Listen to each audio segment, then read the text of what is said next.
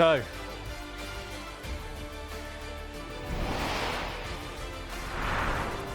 Clinton, a record-breaking window. What have you made of its entirety? This has been one of the best windows ever, if not the best window. I've thoroughly enjoyed it.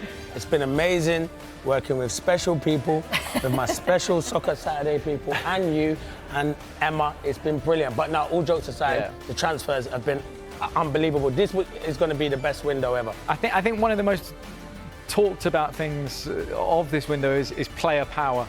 Right, we've seen it with Wissa, we've seen it with Isak. Chris, is this a view of what's still to come? It's a worry though, because you've obviously signed a contract and, clubs will think that they've got players tied up, but the reality is if you're going to go more or less say you're not going to play and behave the way that some of them have this transfer window, it would be worrying for football, because the reality is, you look at Isak and he's a prime example. Newcastle fans are obviously, they're unhappy with him, but they're signing someone who's done exactly what Isak's done to them. So it is a worry now. I would say it would be a worry going forward for football, that players can more or less just do what they want. Yeah. So I think there might be something that has to be put in there, because at the end of the day, if they're paying your wages, you've got to turn up for your work. Yeah. You've got to do it properly. And as I said earlier on, I always feel as if when you leave a football club, you should be able to go back through the front doors of the stadium or the training ground in years to come, and neither of those two will be able to do that in the future. Yeah, and from a club perspective, Sue, do you think, Liverpool, they've kind of played this game almost, they've looked at it throughout the whole window, they've gone out there, they signed Ekitike to begin with, everyone thought that was because Isak didn't want to come to them. They've kept on that case. Yeah. Has their strategy paid off? Because also, you look at the Mark Gay case, they've kind of gone a similar route, and will that happen? Yeah, I think when you look at Liverpool, you look that they obviously lost a lot of goals, they lost a lot of quality with the players that went out. They've brought in some real quality, some real sort of strength and depth. And when you look in those attacking areas, I looked at them last season, they had sort of 5 or 6 players to fit into that sort of front three, if you like. And Salah was nailed on, and then the other two, it was a case of rotating.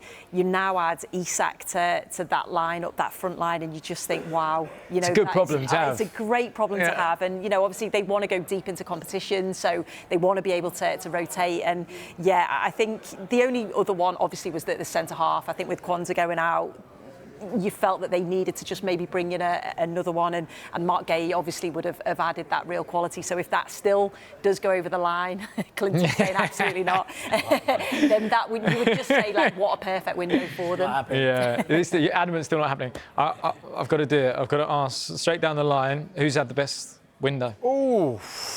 As it is right now, okay? So as it is right now, obviously, it's still deals that are getting done. Without Gay and Isak. I was going to say, right? Well, look, Isak's done. Isak's done. Without Gay. So go on, Michael. I'll start with you. I have to say Liverpool. Yeah. I think Ekitike, Isak's going to happen. Kirkus coming in. Vert's coming in. Frimpong, they had to replace Trent, but you got Szoboszlai, who played there over the last couple of games, who's been magnificent. So I think you have to say Liverpool. Don't get me wrong, they've spent an awful lot of money. So you expect quality when you bring it in, but you bring in top players in. Okay, Sue, what about yourself? I think Arsenal have had a very good window. I also think Newcastle, when you look, yes, they've lost Isak, but I think who they've brought in. But I'd probably still have to go Liverpool. Okay, Chris? I'm saying Arsenal. There was positions last year that they were weak in and they had to strengthen. They've done that, and they'll fancy their chances this year. You would want them to win. Why not? Yeah. To win.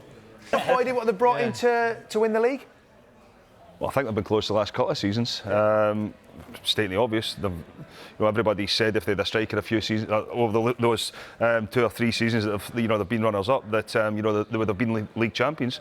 So you look at it, and I think that signing of Gyökeres, if they can create the chances that the opportunities that he needs, he can finish. There's no doubt about it. I mean, it's not as if because you hear a lot of people will say that the Premier League and the goals are still the same size. Yeah. If he's in a team that's going to create opportunities, they don't move the goals, and if you create those chances for him, he'll take them. It might take him a little bit of time to get settled, but he will score goals. I'd say Liverpool and Arsenal, but I'd probably just sway towards Liverpool. Arsenal have had a good window. It makes it even better, the signing of Eze. Eze is the truth. He is I like that word. He's the real deal. And Boyd is right, he will score goals because Eze will create for him. He's got players like Saka, Odegaard, if he can get back to his best, how he was a few seasons ago, and Eze, they'll create chances. So that's why I say Arsenal are definitely in that title mix. But if Liverpool get Isak and Mark Gay, that's the best window. You just said Gay is no going. Yeah, if you never know, I'm hoping. Well, that was my second question was going to be. I'll let you do it. Who's to be concerned? Who as a club right now are going? I think. Should we have done more? Fulham. They've not done enough. But Fulham look like they've brought in some players. I mean, today they brought in some decent players. Yeah, but I think for Fulham as well, they had a good enough squad last year. They've not really lost it, Yeah. either. But looking at it, I would be worried if Brentford. Yeah. I mean, I know they've brought players in, but the goals have lost.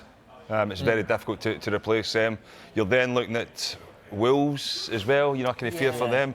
I think it was vital for them to hold on to Strand Larsen. Yeah. But when you look at Leeds, have obviously spent a fortune. Well, the three teams coming up have spent a fortune. But I think Sunderland, good result at the weekend again. Yeah. Home form's going to be key for them. So you look at the teams that they've given themselves an opportunity. But I do think. The two teams that I've mentioned there, they're a lot weaker. That will give, the promoted teams an opportunity to stay in the league this year. Whereas in years going by, you never thought that was going to be the case. So, it will be tight down there. And Palace will be all right. I was just about to say what about Palace. You're worried, Eze. you're worried about Eze and losing Mark Gay. If Mark Gay, we don't know what's going to happen, but they'll be all right because they've got a top manager and they've lost players before. Yeah. Everyone said Palace would struggle when we lost Elise. Are we now? Yeah, because I am weak. a Spurs fan. I'm a legend at that club. There's pictures of me. But on that note, Palace will be all right. Okay. All right. Thanks so much. He's teaming up nicely.